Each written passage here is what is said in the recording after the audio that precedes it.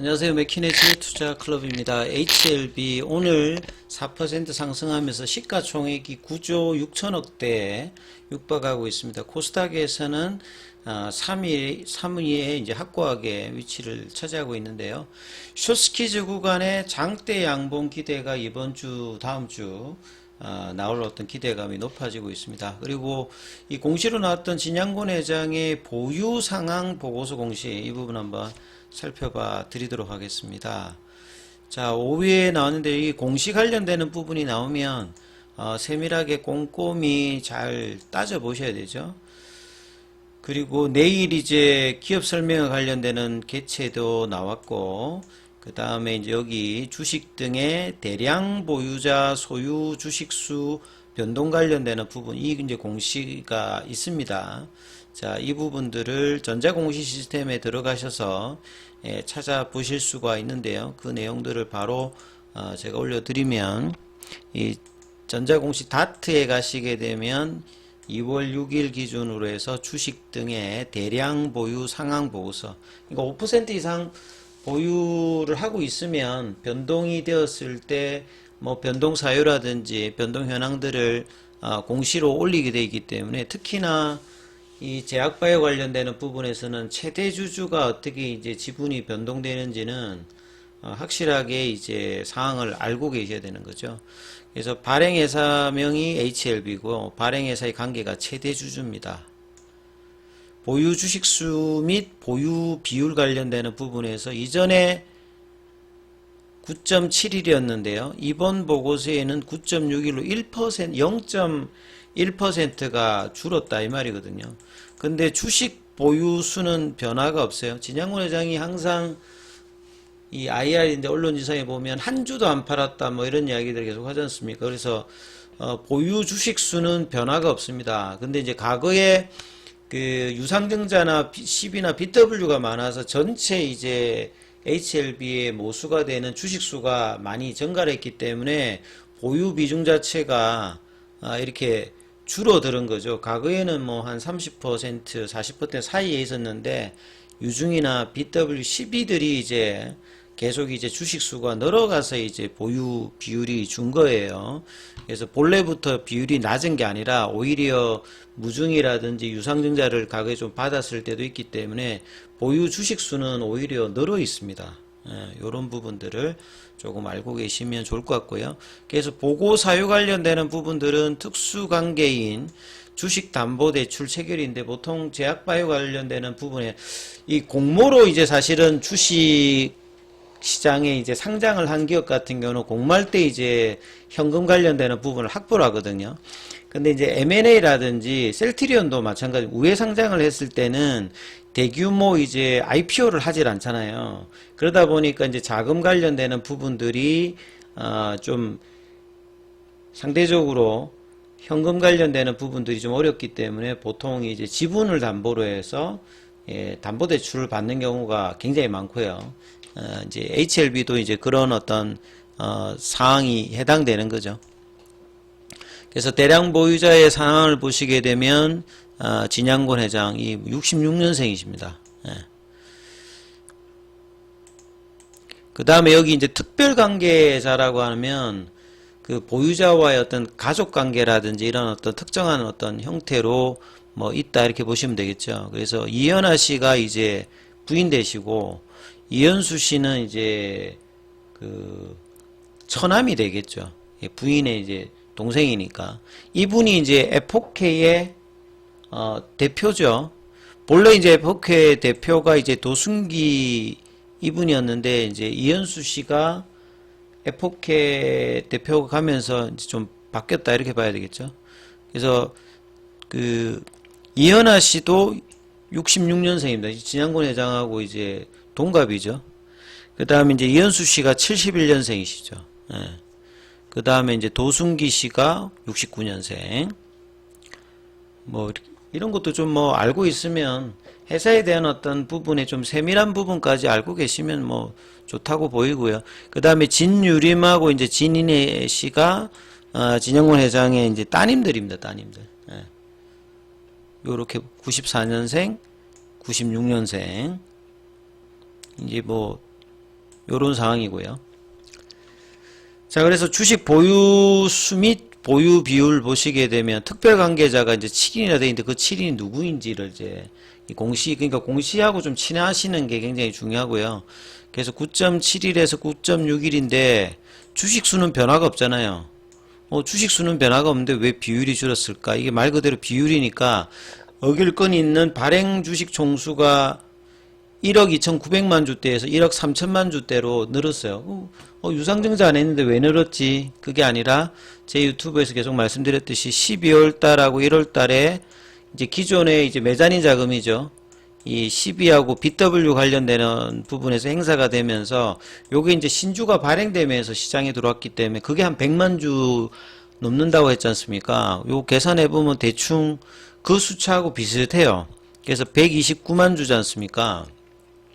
그래서 그 물량이 들어왔기 때문에 모수가 이제 1억 3천만 주대가 되니까 이제 비율은 당연히 그래서 이제 주는 거죠. 한 0.1이 뭐 줄었던 이유는 뭐 진양군 회장이 어디서 팔았다 이런 게 아니라 모수가 그것도 메자닌 자금 BW하고 12가 행사가 이 12월 달 1월 달에 주가가 올라가면서 행사 청구가 되면서 이제 늘어난 거죠. 그러면 향후에도 이제 10이나 BW 잔량이 아직 좀 남아 있거든요. 그러니까 이 부분들이 주가가 올라가면 계속 이제 행사가 되게 되면 비율이 뭐 향후에 더 좀 줄 수도 있다. 이렇게 이해를 해 놓으시면 좋습니다. 그래서 공시에 대해서 이해를 하고 이 컨텍스트 관련되는 이해가 반드시 있으셔야 된다. 이런 말씀 좀 드리고요.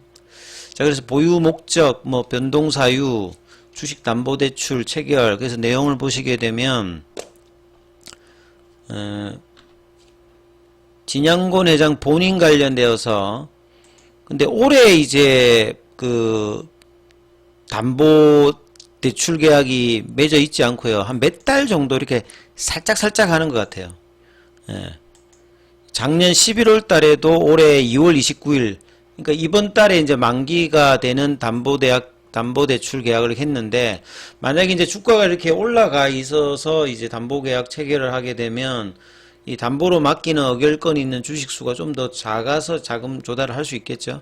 그래서 2월 달에도 이게 끝나면 새로 또 뭐 담보 설정이 뭐 보통 이제 과거를 보면 계속 이제 담보대출에서 활용을 했다 이렇게 보셔야 될 것 같고 그 다음에 이제 강주은행에서는 30만 주 요거는 이제 계약 기간은 작년 5월부터 올해 5월 달까지거든요. 그럼 요거만 하더라도 한 48만 주 정도 되잖아요. 전체 뭐 그 주식수 앞서 보셨듯이 한 900만 주대에서 뭐 10% 안 되는 정도의 담보대출 정도니까 뭐 크게 문제가 있는 부분들은 아니죠.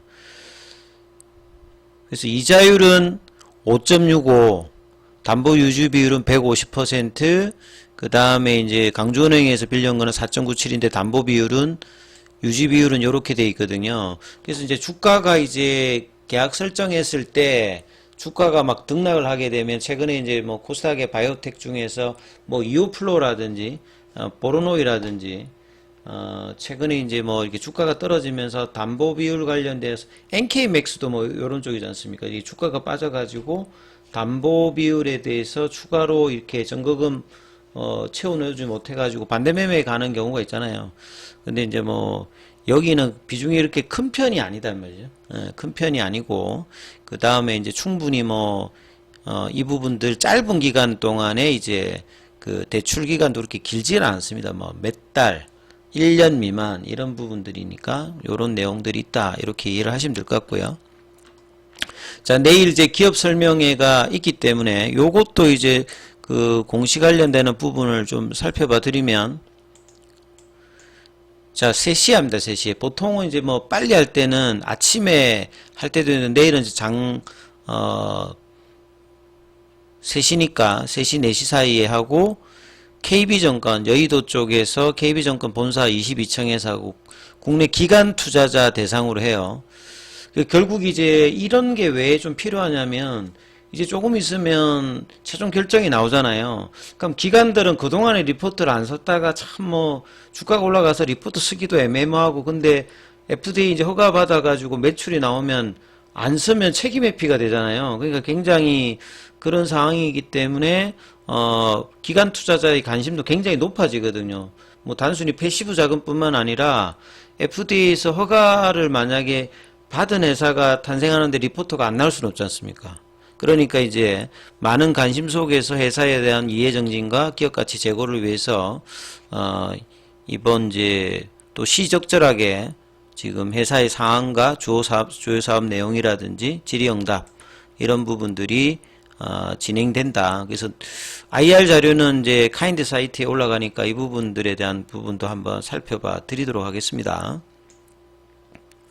자, 그리고 오늘 항서제약의 이제 오늘 항생지수가 한 5% 지수가 올라갔거든요. 가장 이제 지금 중국 증시하고 홍콩 증시, 뭐 한국 증시와 마찬가지로 가장 안 좋은 쪽인데 부양책을 뭐 써야 되고 그래서 주가는 굉장히 싼 영역에 나름 이제 들어가 있으니까 오늘 뭐 한 5% 올라갔고 이제 이런 흐름에 항서제약도 거의 상한가에 준하는 어떤 중국은 뭐 저기 상한가 10%잖아요. 그래서 9점 후반대까지 이제 올라가서 마쳤기 때문에 바닥에서 대량 거래를 지금 발생시키면서 지금 추세 전환의 어떤 흐름들 차트가 좀 나타나고 있습니다. 오늘 공매도 관련되는 부분들은 9,517주 정도가 나왔고요. 그 다음에 이제 공매도 잔고는 428만 주. 그래서 여기 이 부분들을 한 300만 주대나 200만 주대 한 중반으로 내리는 이제 숏스키즈 커버링 물량이 터져 나오느냐가 이제 숏스키즈 구간에서 굉장히 중요하거든요. 뭐 한 100만 주, 200만 주가 단기간에 그냥 쓸려져 나오는 어떤 양봉을 한번 기대를 하고 있는 게 이제 숏스키즈 구간이기 때문에 제가 계속 이제 숏스키즈 이야기를 하는 겁니다. 그 다음에 이제 대차거래 관련되는 부분은 상한이 18만 주로, 그러니까 상한을 보게 되면 충분히 공매도 잔고가 사실 좀 줄여야 되는 상황이거든요. 요 이제 그 상한 잔고 같은 경우에는 지금 거의 2100만 주대에서 됐으니까 한 900만 주 가까이 지금 줄어 있는 거거든요. 근데 공매도 잔고도 이제 한 930만 주대에서 400만 주대니까 한 500만 주대. 근데 좀 차이가 있잖아요. 대차 잔고가 준 거보다 공매도 잔고가 덜 줄었기 때문에 자, 이 부분들이 좀 토해낼 수 있는 어떤 흐름이 나온다라고 하면 공매도 입장에서 굉장히 지금 부담스러운 순간들입니다. 아무튼 내일도 이 좋은 흐름이 좀 나올지 여부를 계속 살피시면서 흐름을 보셔야 될 거고요. 자, 그리고 관련되는 부분에서 이제 궁금하신 부분이 있다든지 장중에 내용 좀 필요하신 부분들은 무료 카톡방 진행되고 있으니까요. 자, 문자로 참여 이렇게 남기시면 입장 코드 보내드리고 있으니까 참조하시기 바라겠습니다. 여기까지 하겠습니다.